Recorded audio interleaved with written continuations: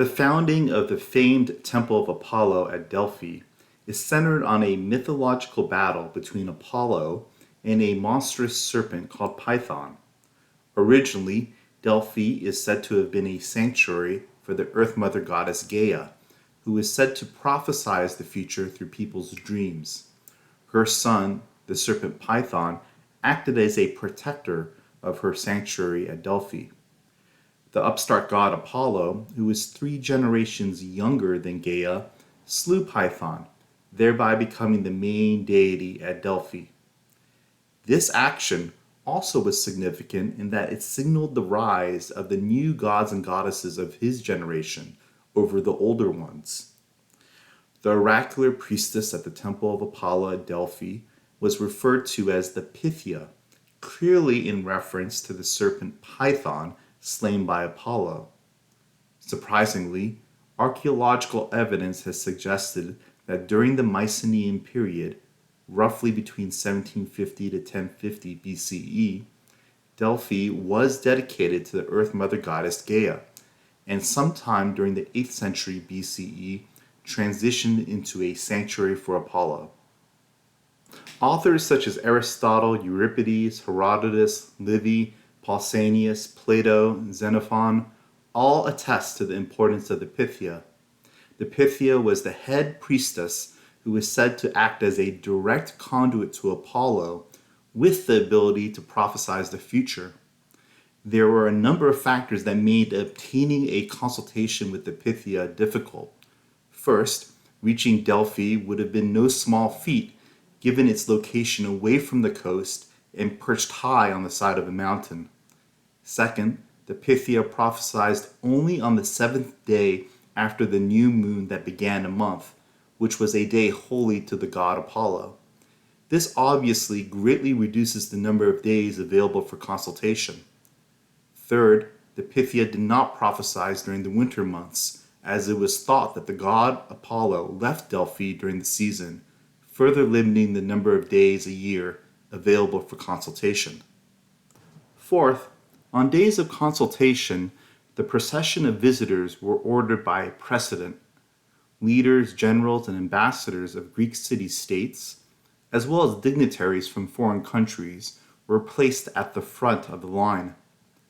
Fifth, the entire consultation with the oracle could be cancelled if the omens were poor. To illustrate this, on days of consultation, a goat was brought up the sacred way to be sacrificed at the altar in front of the temple of Apollo.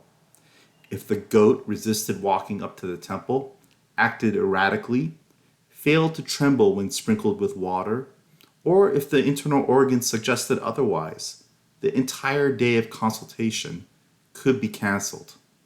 In some respects, one can see that by limiting the days that the Pythia was available for consultation, Delphi, either inadvertently or deliberately, created an image of exclusivity which was likely necessary to maintain the Pythia's position as the preeminent oracle of antiquity.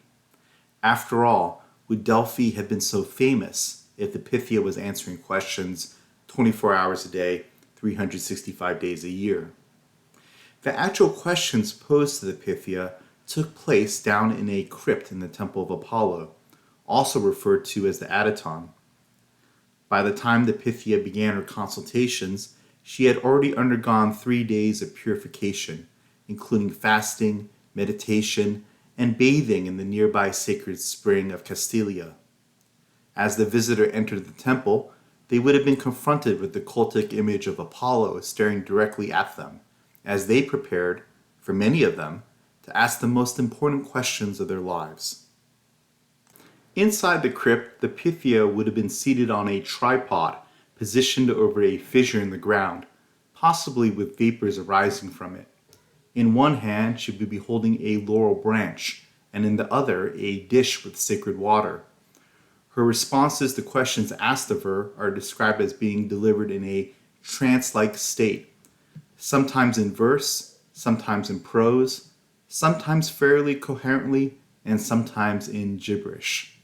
The response may also include the Pythia making strange noises, crying out, or having rhythmic-like motions resembling convulsions. Surrounding her were a number of male priests called prophetes, or someone who speaks for someone else. This is where the word prophet derives from. The prophetes would often translate what was said by the Pythia into poetry, specifically dactylic hexameter, which is the same rhythmic scheme that Homer's Iliad was written in. There's considerable debate as to whether there really were vapors escaping from the fissure in the crypt that the Pythia inhaled.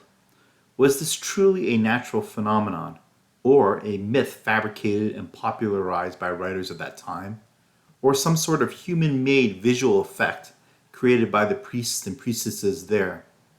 Plutarch, who served as the head priest of the temple for some time, described a sweet-smelling odor that would emanate from the crypt. Not often, not regularly, but occasionally and fortuitously, the room in which they seat the gods' consultants is filled with a fragrance and breeze, as if the Adyton were sending forth the essences of the sweetest and most expensive perfumes from a spring. It's unlikely that we'll ever arrive at a definitive answer. However, research has put forth a plausible explanation regarding these vapors. Researchers have proposed that ethylene gas, which possesses a sweet odor that Plutarch described, could be the vapor in question. In small doses, it is said to cause a euphoric, psychedelic experience. With even higher doses, ethylene gas might cause loss of limb control. In fact, chemical analysis of surrounding waters as well as fissures in the rock revealed high levels of hydrocarbons, including ethylene. It is hypothesized that during periods of seismic activity, these hydrocarbons trapped in the rock are set free as gases, escaping through fissures. These might be the vapors that the Pythia is described as inhaling.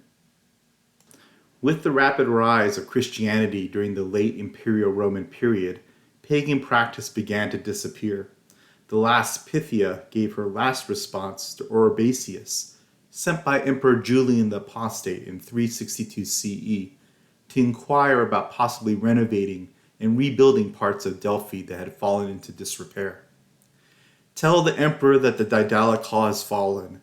No longer does Phoebus have his chamber, nor romantic laurel, nor prophetic spring, and the speaking water has been silenced.